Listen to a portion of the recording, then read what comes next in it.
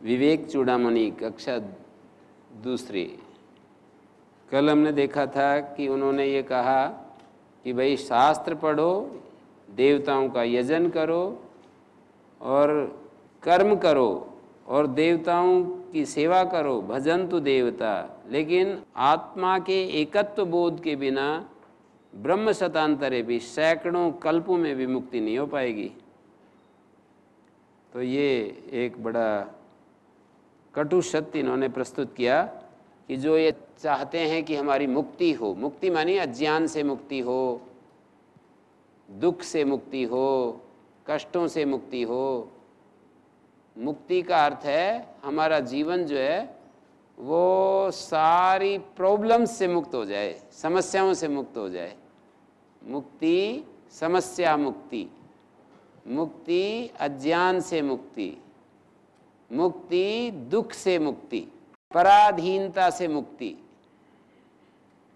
असंयम से मुक्ति, अशांति से मुक्ति, निषेध वर्ग से मुक्ति, काम क्रोध लोभ मोह ईर्ष्या द्वेष विकारों से मुक्ति। तो मुक्ति का अर्थ है कि अशुभ से मुक्ति, अमंगल से मुक्ति, चंचलता से मुक्ति। जो हम नहीं चाहते उससे ही तो मुक्ति चाहिए, जो हम चाहते हैं उससे क्यों मुक्त होना चाहेंगे? भगवान के प्रेम से थोड़ी मुक्त होना चाहेंगे। स्थिरता से, शांति से और जीवन में दिव्यता से, भव्यता से, शौर्य, पराक्रम, तेज, इन सब से मुक्त क्यों होना चाहेंगे हम? तो जीवन में मुक्ति आत्मा के एकत्व के बिना, अर्थात समस्याओं से मुक्ति हमें नहीं मिल पाएगी। यदि हम ये सब भी करते हैं तो ये एक प्रकार से एक एक पुण्य कर्म होते रहेंगे। और मुक्ति होती है पूरी समझ से। हमारे जीवन में पूरी समझ जब घटित हो जाती है तब हम सही कर्म कर पाते हैं, हम सही दृष्टि रख पाते हैं, तो सही कर्म होते हैं, सही भाव से कर्म होते हैं। जैसे एक एक व्यक्ति जो होता है वो कर्म के प्रति उसकी एक दृष्टि होती है, तो सही कर्म के प्रति भी दृष्टि चाहिए, तब हम उस कर्म के माध्यम से अपने आप को विकसित कर पाते हैं और उस कर्म के परिणाम में भी स्थिर रह पाते हैं। क्योंकि परिणाम कर्म के हमारे मनोनुकूल नहीं होते हैं, हमेशा मनोनुकूल नहीं होते हैं। मनोनुकूल भी होते हैं पर हमेशा मनोनुकूल नहीं होते हैं। जब आगे पीछे कर्म के परिणाम होते हैं तो हम दुखी होते हैं। तो ये दुखी कैसे ना हो, ऐसा कोई उपाय खोजना चाहिए। हमारे जीवन में दुख कैसे ना आए, ये एक बड़ी ज्वलंत समस्या होती है। आजकल हम विचार कर रहे हैं ना कि जीवन की समस्याएं और उनका समाधान। तो जीवन की सबसे बड़ी समस्या है कि हमारा मन अव्यवस्थित रहता है, असंतुलन में रहता है, चंचलता में रहता है, इंद्रियों के अपने आवेग होते हैं और बाहर जो है जो हम चाहते वैसा होता नहीं है। जो होता है वो हमें अच्छा नहीं लगता है, जो अच्छा लगता है वो हमारे पास टिकता नहीं है। ये सारी समस्याएं हैं जीवन की। तो हम समस्या मुक्त जीवन जिएं, इसके लिए कोई एक रास्ता हमें निकालना पड़ता है। और उसको अब अलग अलग शब्दों से, कोई कुछ किसी शब्द से कहता है, कोई किसी शब्द से कहता है। जब हम कहते हैं कि ये व्यक्ति मुक्त हो गया, इसका अर्थ है कि इस व्यक्ति में मुक्त तो फल है, उसका कारण के ऊपर जा कर के हमें देखना होता है। मुक्ति एक प्रकार का फल है, वो किस वृक्ष पर लगता है ये देखना होता है। तो मुक्ति जिस वृक्ष पर लगती है, मुक्ति एक फल है और मुक्ति जिस वृक्ष पर लगती है वो वृक्ष होता है ज्ञान, वो वृक्ष होता है भक्ति, वो वृक्ष होता है निष्काम सेवा।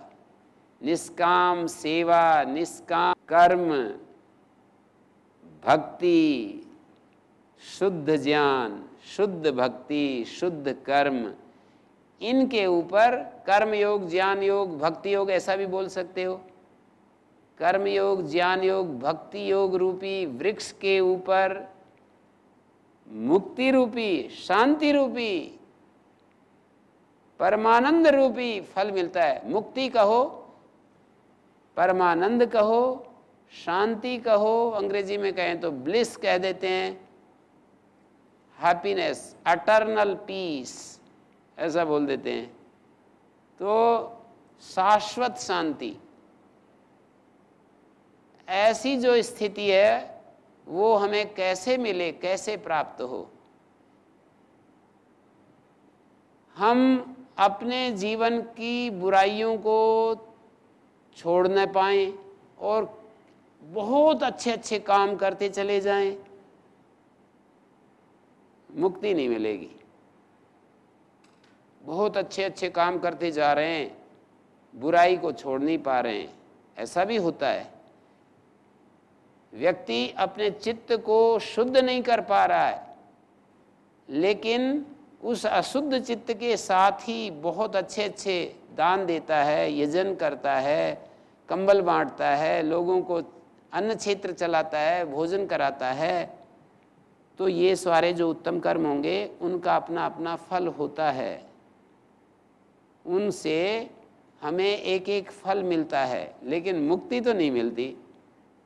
यही कहा आचार्य ने, आत्मैक्य बोधन, आत्मा का एकत्व जब हमें ज्ञात होता है कि सब में एक आत्मा है, इस पर बल दे रहे हैं आचार्य। हम सब में एक आत्मा है, ये यदि हमें बोध हो गया तो मुक्ति हो जाएगी।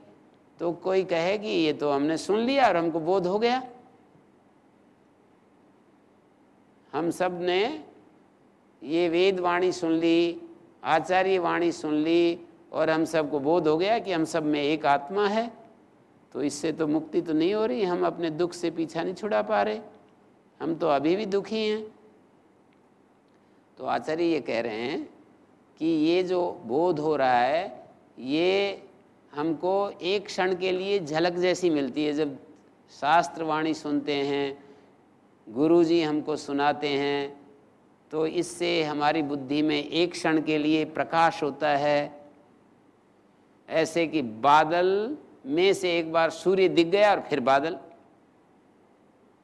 ऐसी स्थिति रहती है। ओम गुरुजी, जब ये तो शंकराचार्य जी का प्रसिद्ध मत है कि सब में एक ही आत्मा है, लेकिन मुक्ति के लिए फिर सबको अलग अलग प्रयास क्यों करना पड़ता है? एक ही आत्मा है तो किसी एक की मुक्ति हो गई तो फिर सबकी मुक्ति हो जानी चाहिए। नहीं, आत्मा तो एक है, पर आत्मा जिन बुद्धियों को प्रकाशित कर रही है अलग अलग है ना वो सारी बुद्धियाँ। आत्मा जिन बुद्धियों को प्रकाशित कर रही है, जिन उपाधियों को प्रकाशित कर रही है, वो उपाधियाँ तो अलग अलग हैं। उन उपाधियों की तो मुक्ति करनी है। आत्मा तो मुक्ति है, आत्मा थोड़ी बंधन में है। आत्मा न जन्म लेता है, न मृत्यु होती है, आत्मा न मुक्त होता है, न बंध होता है। उपाधियों में है ज्ञान और अज्ञान, आत्मा में ज्ञान अज्ञान नहीं है। आत्मा तो मुक्ति है। जो बुद्धियां हैं उनमें निम्न ज्ञान, तामसिक ज्ञान, राजसिक ज्ञान, सात्विक ज्ञान, वो जो बुद्धियां हैं, सात्विक बुद्धि, राजसिक बुद्धि, तामसिक बुद्धि, उपाधियां अलग अलग हैं। उन उपाधियों के चलते अलग अलग स्थिति है, सब अलग अलग प्रयास करने पड़ेंगे। वो एक उपाधि की मुक्ति होने से सारी उपाधियां कैसे मुक्त हो जाएंगी? मैं भोजन करूंगा तो मेरी भूख शांत होगी, दूसरे के पेट में कैसे वो पहुंचेगा? उपाधियां अलग अलग हैं, आत्मा एक है, और वे उपाधियां अलग अलग जो उपाधियां हैं, मानी ज्ञान का जो आधार है वो उपाधि होती है और उपाधि आत्मा से प्रकाशित होती है। ये आचार्य की दृष्टि है। हमारी उपाधियां आत्मा से प्रकाशित होती हैं, अलग अलग जितनी उपाधियां, ये शरीर भी उपाधि है, हमारा मन भी उपाधि है, बुद्धि भी उपाधि है, इंद्रियां भी उपाधियां हैं। ये सारी उपाधियां आत्मा से प्रकाशित होती हैं और इन उपाधियों की भिन्नता तो है ही। उपाधियाँ अलग अलग हैं, उपाधियों की भिन्नता के चलते इच्छाएं अलग अलग हैं, कर्म शक्ति अलग अलग है, विचार शक्ति अलग अलग है, दृष्टि अलग अलग है।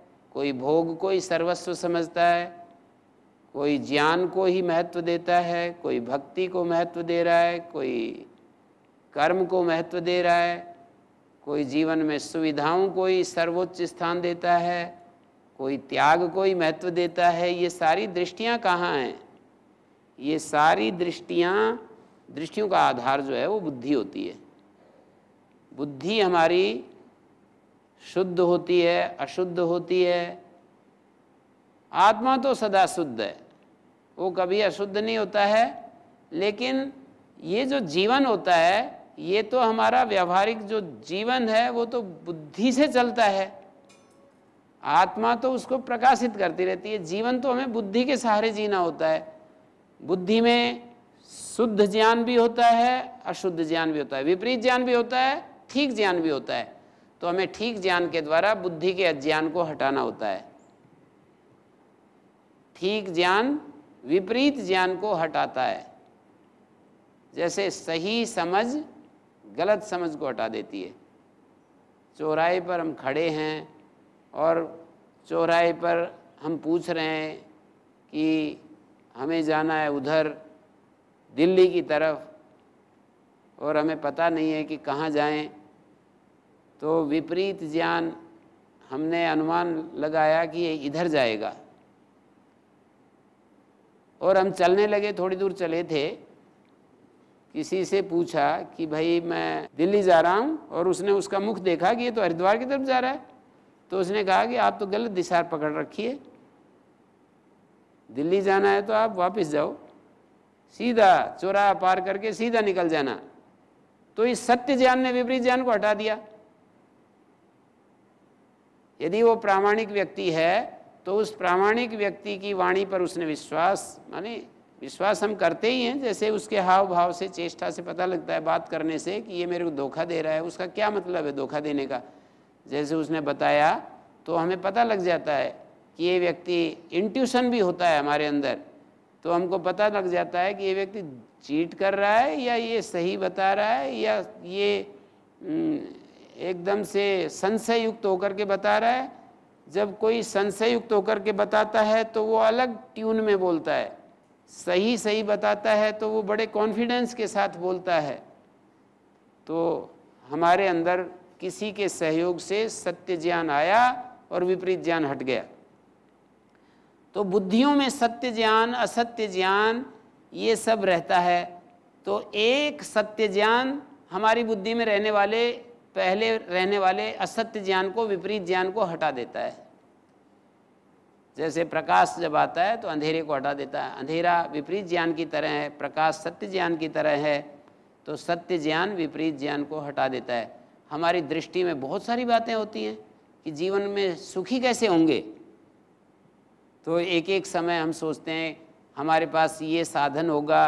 जीवन के प्रारंभ में जब तक हमारी मति जो है अज्ञान से घिरी रहती है, हमारी बुद्धि में जब अज्ञान होता है तो जीवन के प्रारंभ में हम सोचते हैं कि ये ऐसे ऐसे मेरे पास साधन सुविधाएं होंगी, ऐसा मेरा जीवन होगा, ऐसा मेरे पास मकान होगा, ऐसे नौकर चाकर होंगे, ऐसे गाड़ी घोड़ा होगा, ऐसे गायें होंगी। जिसकी जैसी रुचि है, गायें मेरे अंदर से इसलिए आ रही हैं कि मैं गो प्रेमी हूँ, इसलिए गाय शब्द आ जाता है।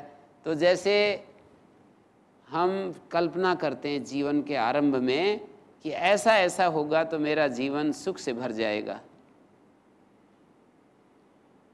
और वो चीज़ें हम इकट्ठी करते हैं, प्रयत्न करते हैं, बहुत सारे मेहनत करते हैं, और वो सब चीज़ें जुटा भी लेते हैं।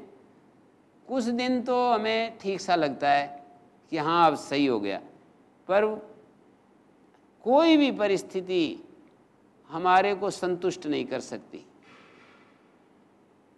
समय बीतते हुए वो परिस्थिति भी निरस्ता में बदल जाती है, और हम कहते हैं कि इससे तो बात नहीं बनी।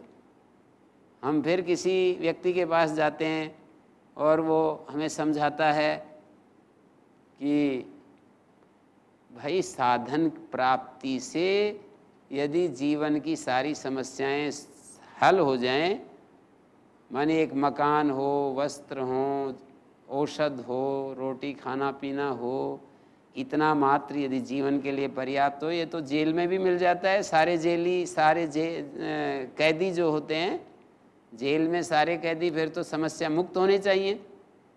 तो वस्तु से, सामान से, सुविधाओं से मनुष्य जीवन, कम से कम मनुष्येतर जीवन तो समाधान को प्राप्त हो जाते हैं।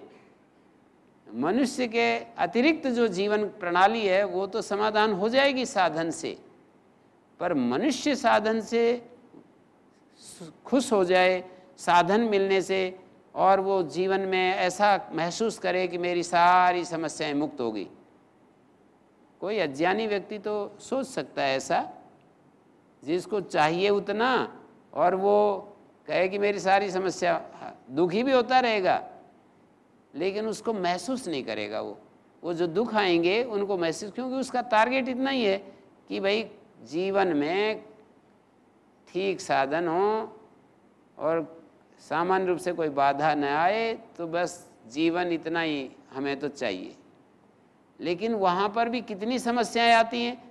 कोई प्रिय व्यक्ति का वियोग होता है, मनुष्य भावनाशील प्राणी है तो कोई न कोई ज़रूर बिछुड़ेगा। कोई अप्रिय व्यक्ति का संयोग होगा, कोई चोर हमको सताएगा, कोई हमारा सामान छीन लेगा, कोई पड़ोसी हमारे खेत को काट लेगा, क्या क्या होता है। तो ये सब जो है, इन सब जीवन की विविध समस्याओं के बीच में रहते हुए आचार्य हमको ये कहते हैं कि आत्मा का जब एकत्व होगा तब ये मुक्ति होगी। तो आपके भी मन में आ रहा होगा कि कारण कार्य संबंध क्या है आत्मा का एकत्व और दुख मुक्ति, इसका कारण कार्य समझ में नहीं आया। ऐसा आप लोगों के मन में प्रश्न उठ रहा होगा कि एक आत्मा है, ऐसा जब हमारे को बोध हो जाता है तो ये दुख मुक्ति की बात कैसे कह रहे हैं। आत्मा का जब एकत्व बोध होता है तो हम शरीर, मन, बुद्धि, प्राण, इंद्रियों से अलग अपने अस्तित्व को अनुभव करने लगते हैं। अन्यथा ये जो आत्मा के एकत्व की बात जो कही जा रही है वो हो नहीं पाएगी। जब ये कहा जाता है कि आत्मा का एकत्व, इसका तात्पर्य ये है कि हम शरीर, मन, बुद्धि, इंद्रियों से अपने आप को अलग कर लिया, तब ये आत्मा के एकत्व की बात आएगी। और उसको शास्त्र प्रमाण से सर्वत्र हम अनुभव करेंगे। आत्मा का एकत्व तो अपने अनुभव से हम प्रमाणित करेंगे कि भाई मेरे को एक अखंड आत्मा अनुभव हो रहा है। मैं शरीर, मन, बुद्धि, प्राण से वृत्ति निरोध के पार जाकर के मैं अनुभव करता हूँ, तो मेरे भीतर एक ऐसी शांत चेतना आ जाती है जिसमें कोई विभाजन नहीं, कोई खंड नहीं, टुकड़ा नहीं, एक ऐसी शांत चेतना मेरे भीतर आ जाती है। वही चेतना तो सब में फैली हुई है, ऐसा जो शास्त्र कह रहा है, उस बात को शास्त्र से प्रमाणित करके सब जगह उसको अनुभव करता है। ये जो मेरे भीतर विचार से परे, मेरी बुद्धि से परे जो एक शांत अवस्था है, जिसमें किसी प्रकार की अज्ञता नहीं है, किसी प्रकार का बेहोशी नहीं है, किसी प्रकार का दुख दर्द नहीं है, पीड़ा नहीं है और अभाव भी नहीं है। सत का अर्थ है कोई काल्पनिक सत्य नहीं है, आकाश का फूल ऐसी नहीं है, कोई गधे का सींग ऐसी चीज़ नहीं है, आकाश कुसुम ऐसा नहीं है। वो सत का अर्थ होता है जिसकी कभी बाधा ना हो। सत की परिभाषा होती है जो कभी भी बाधा ना हो सके, जिसकी, उसको सत कहते हैं। कभी भी जिसका अभाव ना हो। ये आगे एक श्लोक में कहेंगे आचार्य, ब्रह्म सत्यम जगत मिथ्या। तो मिथ्या का अर्थ आचार्य का ये है कि जो बाधित हो जाए वो मिथ्या। जैसे कि जागृत और स्वप्न सुषुप्ति में बाधित हो जाती है, और तुरीय अवस्था में जागृत, स्वप्न, सुषुप्ति तीनों बाधित हो जाती हैं। जब हम तुरीय अवस्था में होते हैं तो जागृत, स्वप्न, सुषुप्ति तीनों बाधित हो जाती हैं। और मिथ्या क्या होता है? जो बाधित ना हो। तो जागृत स्वप्न सुसुप्ति है तो बाधित हो गई, तो ये तो मिथ्या ही है। संसार कितना है? जागृत स्वप्न सुसुप्ति। संसार की पहुंच कहाँ तक है? जागृत स्वप्न सुसुप्ति। तो ब्रह्म सत्यम जगत मिथ्या, जागृत स्वप्न सुसुप्ति, इन तीनों अवस्थाओं में तो ब्रह्म है, लेकिन ये बाधित हो जाती हैं जब हम तुरीयावस्था में होते हैं। जागृत स्वप्न सुसुप्ति में ब्रह्म है, तो ब्रह्म तो कभी भी बाधित नहीं होता, जागृत में भी बाधित नहीं होता, स्वप्न में भी बाधित नहीं होता, सुसुप्ति में भी बाधित नहीं होता, और इनसे अतीत भी बाधित नहीं होता। इंडिविजुअल लेवल पर, यूनिवर्सल लेवल पर कभी भी वो ब्रह्म बाधित नहीं होता। इंडिविजुअल लेवल पर भी नहीं बाधित होता, यूनिवर्सल लेवल पर भी बाधित नहीं होता। लेकिन इससे परे एक अवस्था है, ट्रांसेंडेंटल, परात्पर अवस्था है, तो उसमें तो, उस अवस्था में तो ये व्यक्ति और समष्टि बाधित हो जाती है। ऐसा आचार्य की दृष्टि है। बाधित का अर्थ है, जैसे कि ये पूछ रहे हैं कि बाधित का क्या मतलब है, जो मैं शब्द बोल रहा है ना, बाधित हो जाती है वो, तो बाधित को ऐसे समझ लीजिए जैसे रज्जु में सर्प प्रतीति है, हमको रज्जु में सर्प की प्रतीति हो रही है, फिर प्रमाण के आने पर, माने प्रकाश के आने पर जो सर्प प्रतीति है वो बाधित हो जाती है, हट जाती है। रज्जु सांप दिखाई देता है सायंकाल, थोड़ा सा अंधेरा सा हो, पूरा प्रकाश न हो तो सांप दिखाई देता है, लेकिन जब प्रातःकाल अगले दिन देखते हैं तो रस्सी दिखाई देती है। रस्सी दिखते ही सर्प प्रतीति बाधित हो गई, हट गई, सर्प की जो प्रतीति थी वो बाधित हो गई। तो जो जगत है हमारे को दिखाई दे रहा है, इस समय जो दिखाई दे रहा है शरीर के रूप में, मन बुद्धि प्राण इंद्रियों के रूप में जो जगत दिखाई दे रहा है, जगत की पहुंच कहाँ तक है? जागृत स्वप्न सुसुप्ति।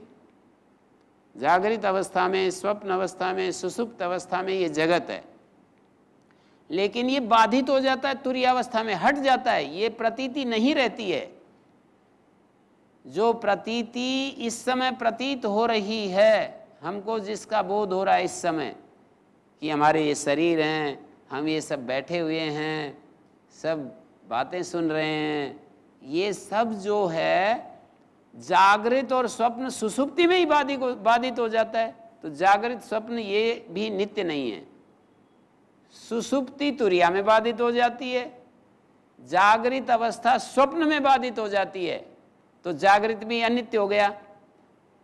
मिथ्या का अर्थ है जो बाधित हो जाए, तो जागृत भी बाधित हो गई, स्वप्न अवस्था में बाधित हो जाती है, अर्थात समाप्त हो जाती है। जागृत अवस्था स्वप्न अवस्था में समाप्त हो जाती है, और स्वप्न अवस्था सुसुप्ति अवस्था में समाप्त हो जाती है, बाधित हो जाती है, और सुसुप्त अवस्था तुरीयावस्था में बाधित हो जाती है, नहीं रहती है।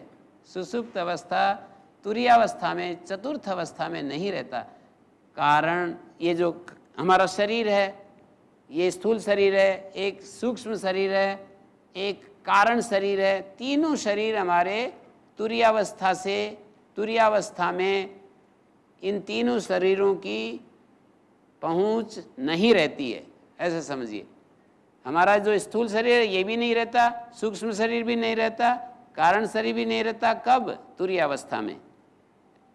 तो जब आचार्य ये कह रहे हैं कि भाई आत्मा के एकत्व के बिना मुक्ति नहीं होगी, तो इनका अभिप्राय ये है कि आत्मा हम सब में एक है, ये जब बोध होगा तो शरीर मन बुद्धि उपाधियां हमको अलग दिखेंगी और आत्मा पृथक अनुभव होगा। ऐसी स्थिति जिसकी आ गई वो हर परिस्थिति में शांत रहेगा, हर परिस्थिति में सच्चिदानंद के रूप में जिएगा।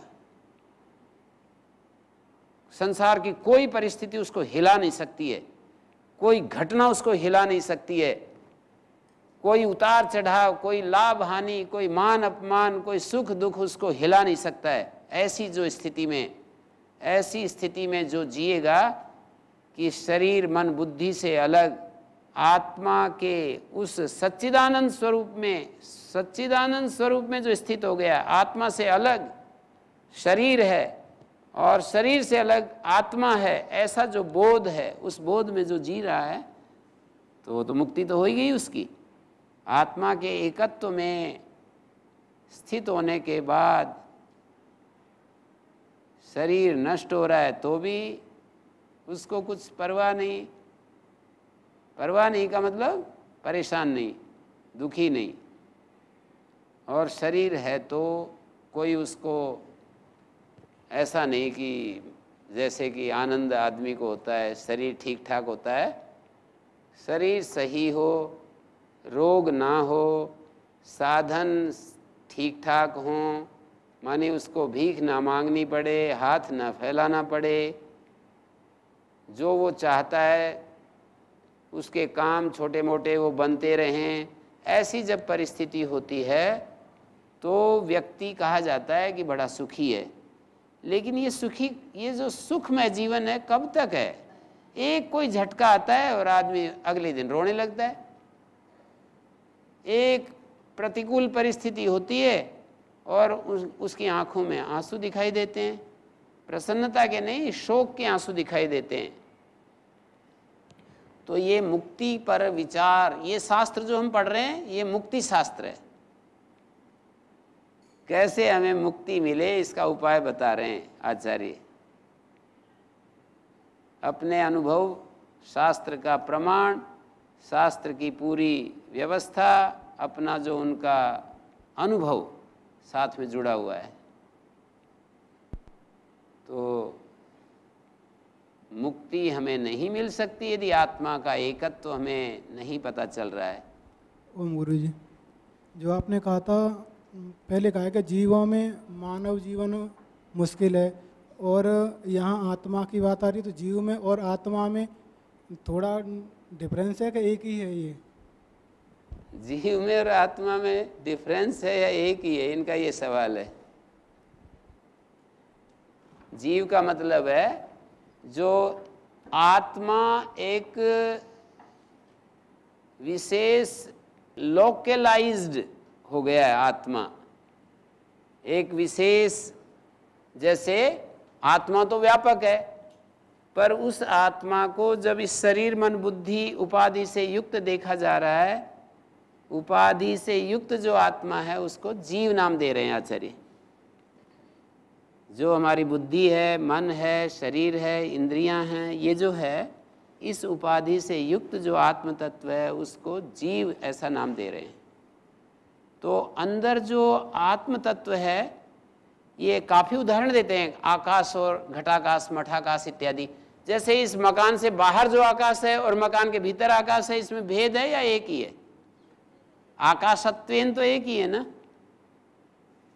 ये जो इस मकान से बाहर जो खुला प्रदेश और इस मकान के भीतर ये खुला प्रदेश, तो ये लोकलाइज्ड हो गया। ये आकाश को इतनी सीमा में हमने देखा, तो सीमा में इस आकाश को देखा तो आकाश तो वही है, ये उपाधि अलग हो गई। वो निरुपाधिक है बाहर वाला आकाश जो एकदम ऐसे दिख रहा है, और ये भीतर वाला सोपाधिक, ये आकाश सोपाधिक है। तो जो चैतन्य, चैतन्य के दो रूप हो गए, एक सोपाधिक चैतन्य, एक निरुपाधिक चैतन्य, दो रूप हो गए। तो जो निरुपाधिक चैतन्य है वो तो है पहले ही मुक्त है, और ये जो सोपाधिक चैतन्य है ये भी मुक्त है। लेकिन ये जो उपाधि है इसमें कम ज्ञान, ज़्यादा ज्ञान, शुद्ध अशुद्ध, ये सारा चक्र है। ये जो उपाधि होती है ये त्रिगुणात्मिका माया का परिणाम है। उपाधि सारी त्रिगुणात्मिका है, सत्व रज और तमोगुणात्मिका है उपाधि। तो उपाधि में कभी सत्व प्रधान होता है, कभी रजस प्रधान होता है, कभी तमस प्रधान होता है। जिसको हम ईश्वर कहते हैं वहाँ सत्व प्रधान है हमेशा, कभी भी रजस और तमस की प्रधानता नहीं होती है कभी भी। एक क्षण के लिए भी नहीं होती है। जिसको हम ईश्वर कहते हैं वो ऐसी उपाधि है। ईश्वर में भी एक उपाधि है, क्या? माया उपाधि या प्रकृति उपाधि से युक्त जो चैतन्य, समष्टि रूप में जो प्रकृति है, उस समष्टि प्रकृति से युक्त जो चैतन्य है उसको कहते हैं ईश्वर। समष्टि उपाधि को भी आप अलग कर दीजिए, उसको कहेंगे ब्रह्म, उसको कहेंगे तुर्य। थोड़े पारिभाषिक शब्द हैं, उनसे परिचय करते जाओ। एक समष्टि है प्रकृति का, समष्टि रूप, सर्वत्र व्यापक, जो प्रकृति के अंदर जो नियम काम कर रहे हैं, जैसे सूरज उदय हो रहा है और ऊष्मा और ताप बिखेर रहा है और धरती अपना अपना काम कर रही है, घूम रही है, ये सारा समष्टिगत जो प्रकृति का रूप है, वहाँ पर ठीक ठीक नियम काम कर रहे हैं। पृथ्वी के अंदर अपने नियम चल रहे हैं, सूर्य के अंदर, चंद्रमा के अंदर, और वृक्ष, औषधि, वनस्पति, जैसे कि हम हरियाली को देखते हैं, सूर्य की किरणें आती हैं और वहाँ किरणें उसके ऊपर पड़ती हैं, हरी पत्तियों के ऊपर, ऑक्सीजन निर्मित हो रहा है। कितने नियम व्यवस्था, कितने व्यापक रूप से आप देखिए, तो सब कुछ नियम में है।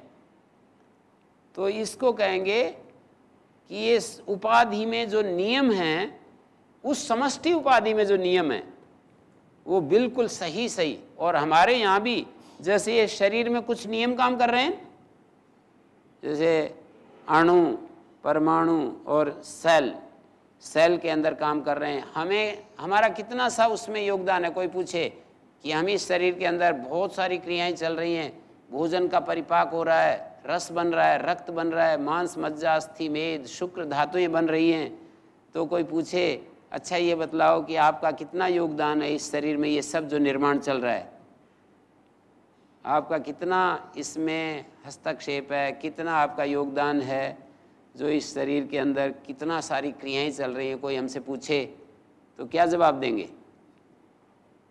मुझे तो ऐसा लग रहा है कि कुछ भी नहीं।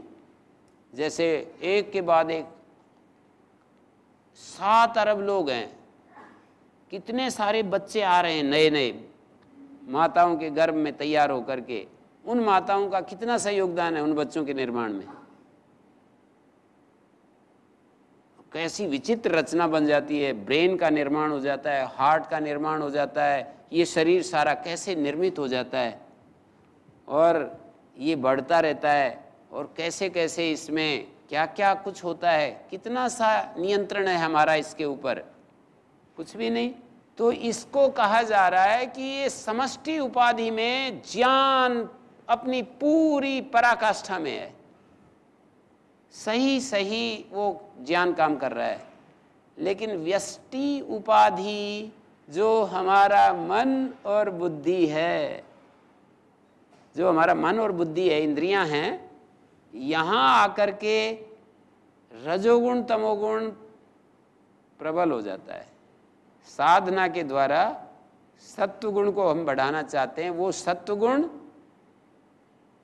रजोगुण तमोगुण को नीचे करता है और सत्वगुण इस बंधन को छुड़ा देता है। उपाधि जो बंधी हुई है ना, एक जगह बंध गई उपाधि, चैतन्य को एक प्रकार से चैतन्य उपाधि से आवृत है और इस उपाधि में बहुत सुख होता है, कभी दुख होता है, कभी परेशानी होती है, कष्ट होती है। जितने भी कष्ट आदि होते हैं हम जीवों को तो होते हैं। जीव मानी उपाधि युक्त चैतन्य, अंतःकरण से युक्त जो चैतन्य है उसको जीव कहते हैं। तो जो चैतन्य है हमारे अंदर, जीवों के अंदर जो चैतन्य है, और जो ये सारा समष्टि है यूनिवर्सल, वहाँ जो चैतन्य है और यहाँ जो चैतन्य है उसमें कोई फर्क नहीं है, ऐसा आचार्य देख रहे हैं। और जो तीसरा इनसे परे है वो भी वही है, तीनों अवस्थाओं में वही है, इंडिविजुअल लेवल पर, यूनिवर्सल लेवल पर और ट्रांसेंडेंटल लेवल पर, तीनों अवस्थाओं में एक ही चैतन्य है, उपाधियाँ अलग अलग हैं। तो उस आत्मा के एकत्व का जब बोध हो जाता है कि मेरे अंदर यूनिवर्सल लेवल पर, ट्रांसेंडेंटल लेवल पर एक ही आत्मा है, ऐसा जब बोध हो जाता है तो मुक्ति हो जाती है। तो मैं ये कह रहा था ये कैसे होता है, इसमें क्या कारणकारी नियम काम कर रहा है। तो मैं जैसा समझाऊं वो मैंने आपके सामने निवेदन किया कि जब ये आत्मा का एकत्व बोध होता है तो इस उपाधि से पृथक हमें बोध होता है, आत्मा का पृथक बोध होता है कि ये उपाधि अलग है, आत्मा अलग है।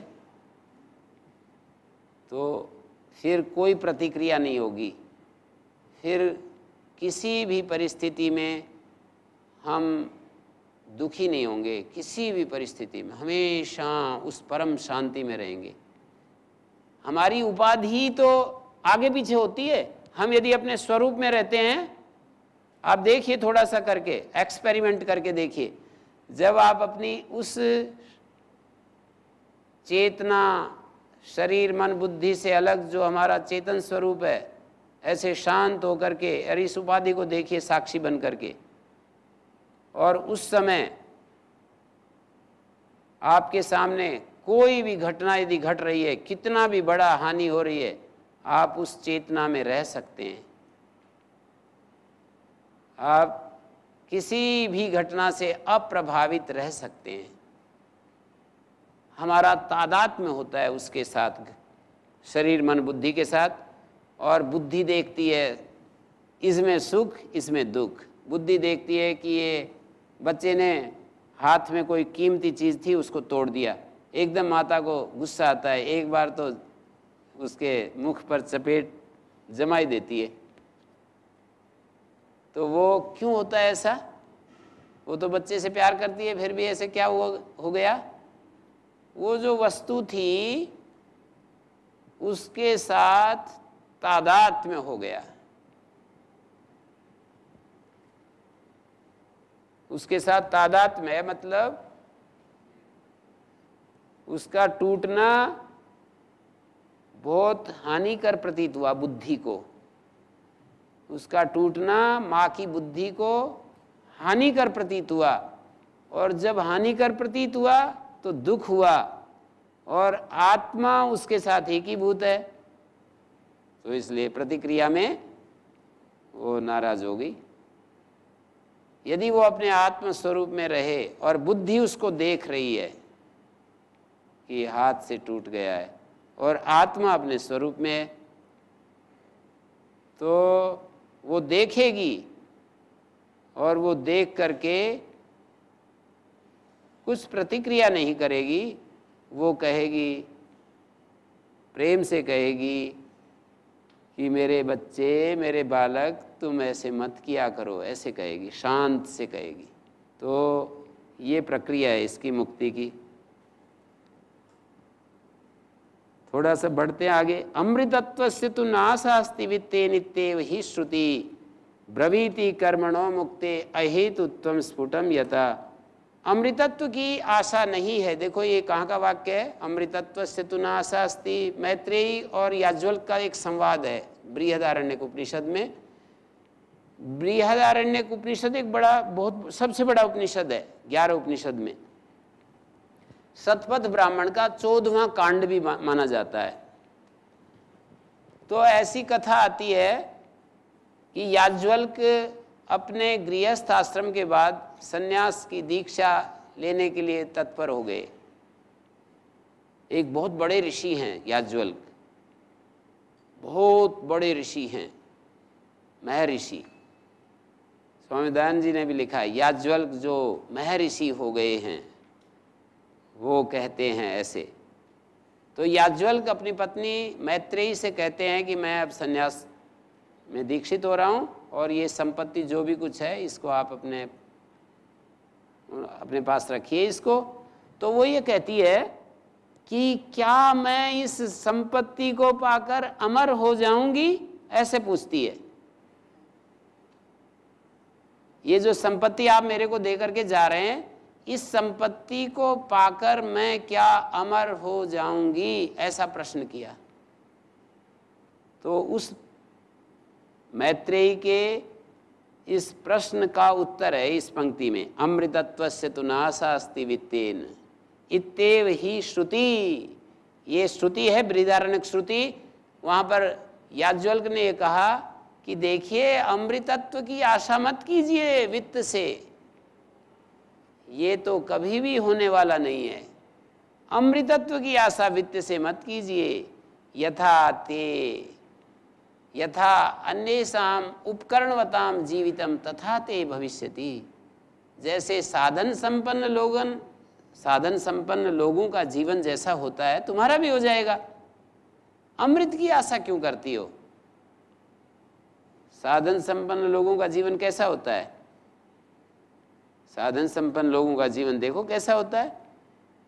उनके पास अच्छा मकान होता है, अच्छा घर होता है, अच्छा गाड़ी होती है, सब कुछ अच्छा होता है, खाने पीने के लिए अच्छा होता है, और उनकी यशोगाथा भी गाई जाती है, दान देते हैं, और सब उनके पास सुविधाएं होती हैं, सब उनके नौकर चाकर खूब होते हैं, सब होता है।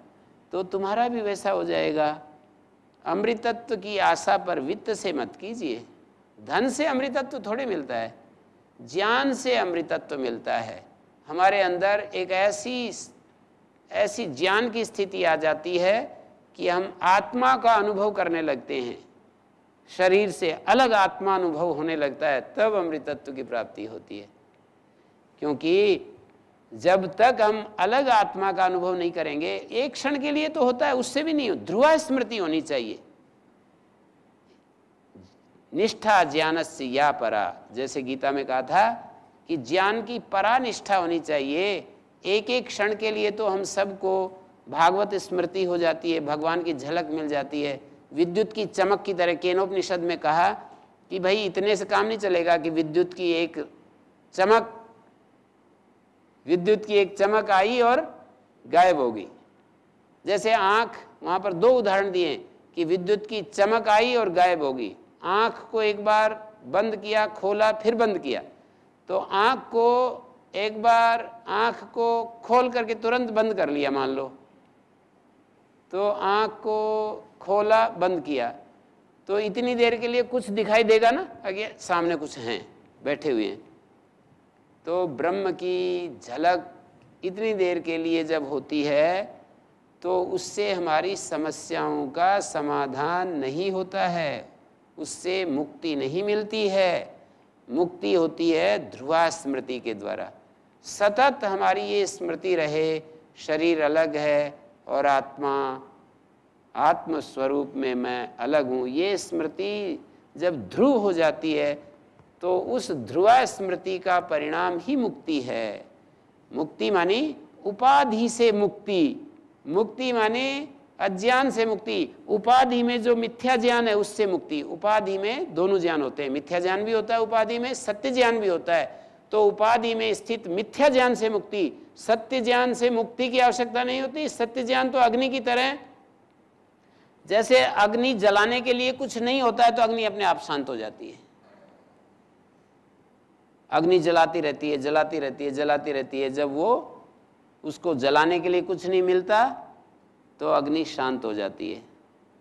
ऐसे हमारी जो उपाधि है, बुद्धि को उपाधि समझ लो, मन को उपाधि समझ लो, इंद्रियों को उपाधि, शरीर को उपाधि, प्राण को उपाधि, इन 5 चीज़ों को उपाधि समझ लो। यहाँ पर हमारा ये शरीर उपाधि है, फिर प्राण उपाधि है, मन उपाधि है, बुद्धि उपाधि है, इनको उपाधि कह दीजिए।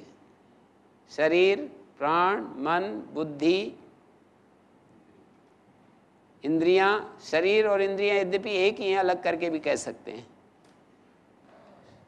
तो इन उपाधियों को जब हम, इन उपाधियों में मन, बुद्धि और मन, ये दो हिस्से, 2 पार्ट बहुत ही ज़्यादा महत्वपूर्ण है।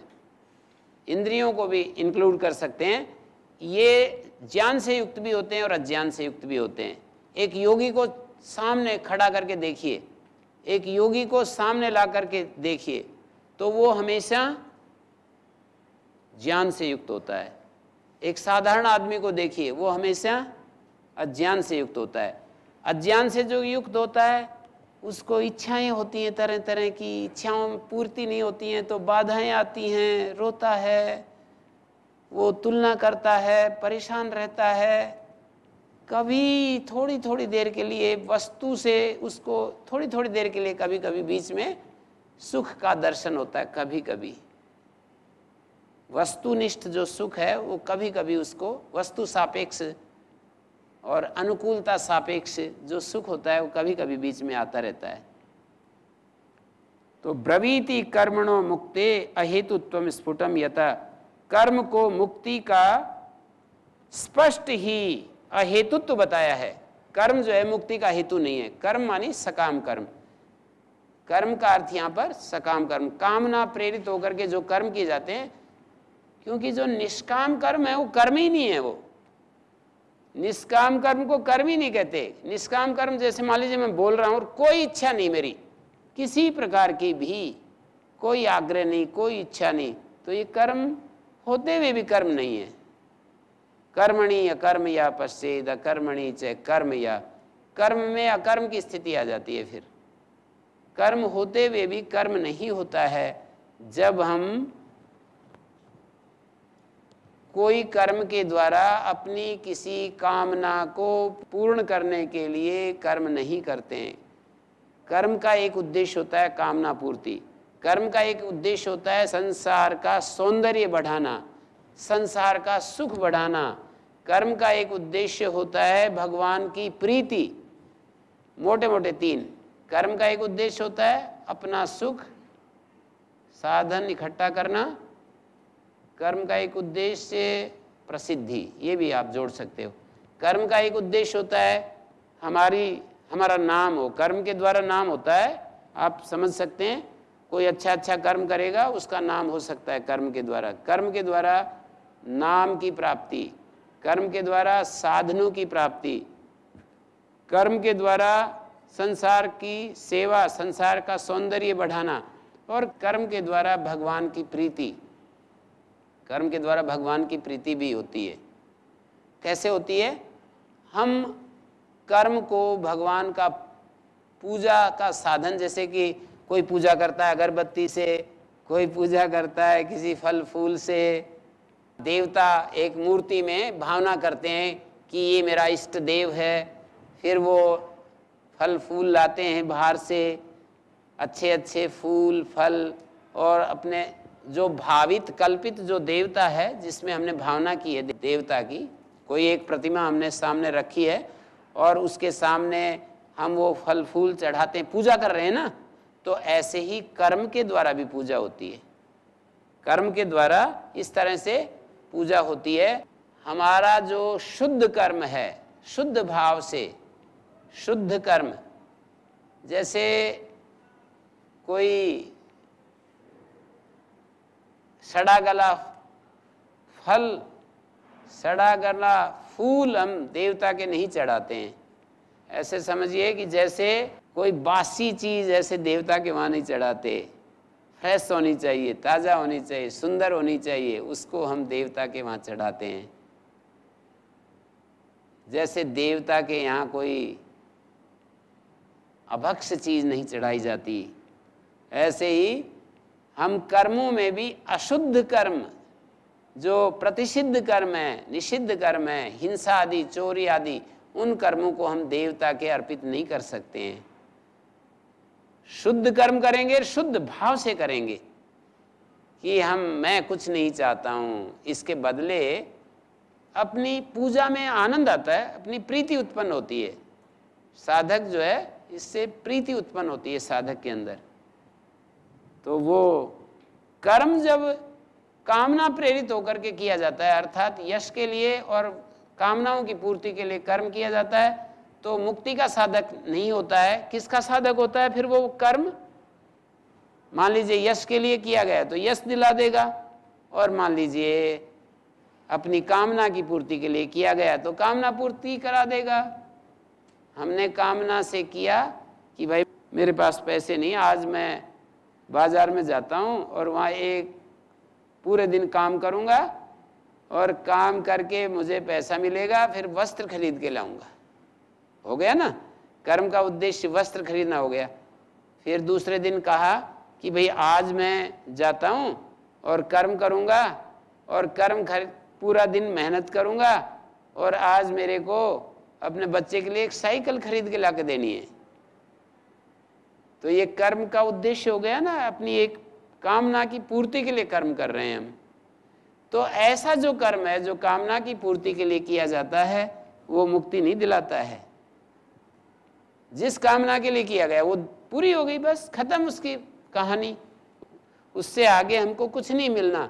लेकिन जो कर्म भगवान की प्रीति के लिए किए जाते हैं, पूजा के लिए किए जाते हैं, उससे हमारा चित्त शुद्ध होता है, हमारे चित्त में से जो क्लेश हैं वो मिटते हैं। चित्त का शुद्ध होना क्या मतलब?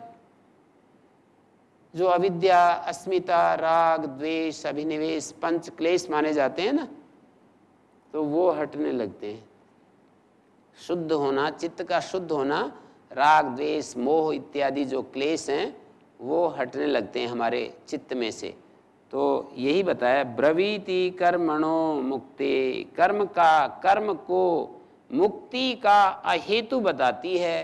कौन? श्रुति। मुक्ति का हेतु कर्म नहीं है, श्रुति ये बतलाती है। धन से अमृतत्व की आशा नहीं की जाती। धन से क्या मिलता है? धन से हमारी सुविधाएं मिलती हैं। धन मिलता है कर्म से धन मिलता है और धन से हमें सुविधाएं प्राप्त होती हैं। धन के द्वारा अच्छे कर्म भी होते हैं, केवल सुविधाएं नहीं होती हैं। वो तो दान आदि वो तो है ही फिर। पर यहाँ जो बात कही जा रही है कि दान भी यदि हम कामना प्रेरित होकर के करते हैं तो वो हमें मुक्ति नहीं दिलाएगा। शुभ कर्म होकर के हमको एक अच्छी योनि मिलेगी, अच्छे माता पिता मिलेंगे, अच्छा ब्रेन मिलेगा, अच्छी उपाधि मिल जाएगी। अभी जो उपाधि है उससे और अच्छी उपाधि मिल जाएगी। अच्छी उपाधि का मतलब अच्छी बुद्धि, अच्छा मन, संस्कृत मन, और हमारे को अच्छी इंद्रियां, शक्तियां मिलेंगी, शरीर शक्ति अच्छी मिलेगी, ये सब अच्छे माता पिता मिलेंगे, अच्छा वातावरण मिलेगा। इस तरह से यदि हम दान देने के लिए और कर्म कर रहे हैं, कर्म करेंगे, पैसे कमाएंगे, दान देंगे। और दान क्यों दे रहे हो जी? दान इसलिए दे रहे हैं कि हमारा शुभ कर्म बने और अगला जन्म सुधरे। इस जन्म में क्या दिक्कत है? इस जन्म में कम बुद्धि मिली, समझ नहीं पा रहे हैं शास्त्र को। इस जन्म में वातावरण नहीं मिला, इस जन्म में हमें पूरा जो हम चाह रहे हैं कर नहीं पा रहे हैं।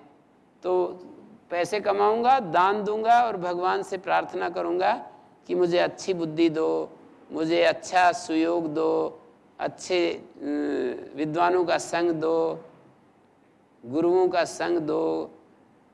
हमारी जो जीवन का जो निर्माण होता है ना, वो गुरुजनों के द्वारा होता है। अच्छे गुरुजन जिनको मिल जाते हैं वो तो धन्य हो जाते हैं। मेरे को तो बिल्कुल ऐसे समझ में आ रहा है, जिन गुरुजनों से मैं अब भी सीखता हूँ, तो वो यदि कृपा ना करें तो बिल्कुल एकदम से जीवन एकदम ऐसा लगता है, सुना सुना लगता है, सारा एकदम रास्ता ब्लॉक हो गया, आगे कैसे बढ़ें।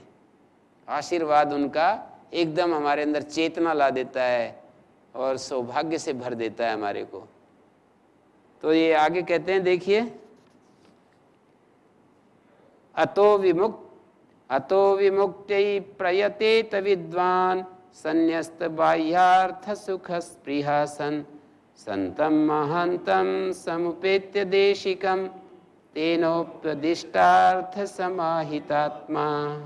इसलिए विद्वान पुरुष को मुक्ति के लिए यत्न करना चाहिए। विद्वान माने वाइज मैन, समझदार को मुक्ति के लिए यत्न करना चाहिए। संन्यस्त बाह्यार्थ सुख स्पृहासन, त्याग दिया है बाह्य अर्थ सुख की स्पृहा को जिसने। संन्यस्ता बाह्यानाम अर्थानाम सुखस्य स्पृहाएन, ऐसे समास होगा।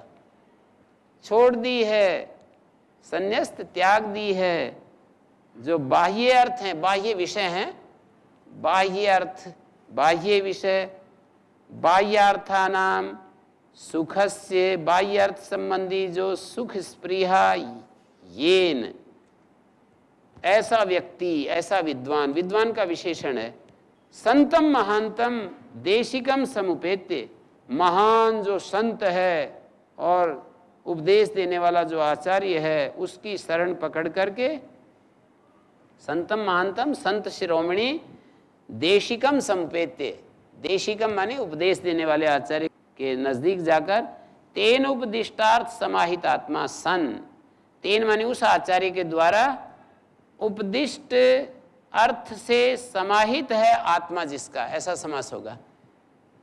उपदिष्टेन अर्थेन समाहितः आत्मा यस्य एवं भूतात् स, तादृश स।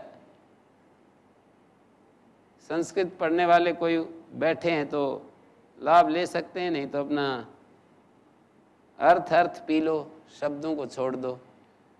एक होते हैं शब्द, एक होते हैं अर्थ। तो कुछ लोग शब्द के भी ग्राहक हैं, कुछ अर्थ के ग्राहक हैं, कुछ भाव के ग्राहक होते हैं। शब्द, अर्थ, भाव। उपदिष्टार्थ समाहित आत्मा, उपदिष्टेन अर्थेन समाहित आत्मा यस्य, उपदिष्ट अर्थ के द्वारा समाहित है आत्मा जिसका, गुरु उपदेश के द्वारा एकाग्र हो गया है आत्मा जिसका।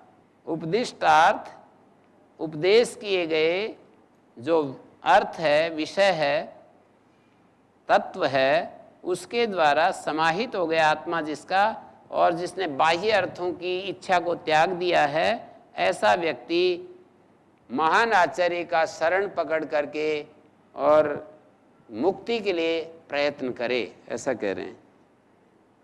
उद्धरेदात्मनात्मानं मग्नं संसार वारिधौ योगारूढ़त्वमासाद्ये सम्यक दर्शन निष्ठया। सम्यक दर्शन निष्ठया निरंतर सम्यक दर्शन में स्थित हुआ, सत्य वस्तु आत्मा के दर्शन में स्थित रहता हुआ क्या करे? संसार सागर में डूबे हुए अपनी आत्मा को अपने द्वारा उद्धार करे कि मुझे इस संसार सागर में नहीं डूबना। ऐसा जो हम भाव लाते हैं अपने भीतर, ऐसा विचार लाते हैं, ऐसी इच्छा करते हैं, अभिप्सा करते हैं, तो ये समझो कि हम उससे डूबने से बाहर आने के लिए कोशिश शुरू हो गई है। सम्यक दृष्टि और उसमें स्थित होकर उस निष्ठा के द्वारा योगारूढ़त्व आसाध्य, योगारूढ़ता को प्राप्त करके संसार सागर में जो मग्न है, अपना आपा मग्न हो रहा है, हम मग्न हो रहे हैं, डूब रहे हैं, तो अपने द्वारा उसका उद्धार करे। कोई दूसरा नहीं करेगा, हमें ही अपने द्वारा अपने आप को बचाना होगा। उद्धरेद आत्मना आत्मानम नात्मानम अवसादेत, गीता जी कहती हैं कि अपने द्वारा अपना उद्धार करे, अपने को नीचे ना ले जाए। शेष चर्चा हम कल करते हैं। ओम शांति शांति शांति।